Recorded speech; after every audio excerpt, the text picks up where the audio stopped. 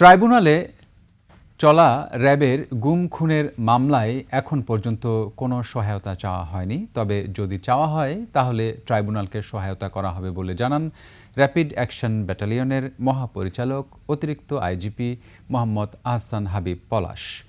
রোববার দুপুরে RAB media সেন্টারে আয়োজিত এক মতবিনিময় সভায় তিনি এসব কথা বলেন।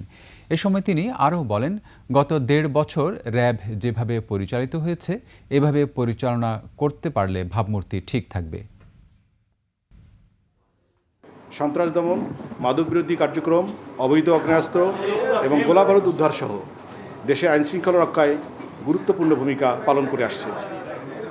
গত ৯০ দিনে র্যাব ফোর্সেস দেশের বিভিন্ন স্থানে অভিযান পরিচালনা করে ৩৩১টি অস্ত্র উদ্ধার এবং এতৎ সংক্রান্তে ১০৪ জন অভিযুক্তকে গ্রেফতার করেছে।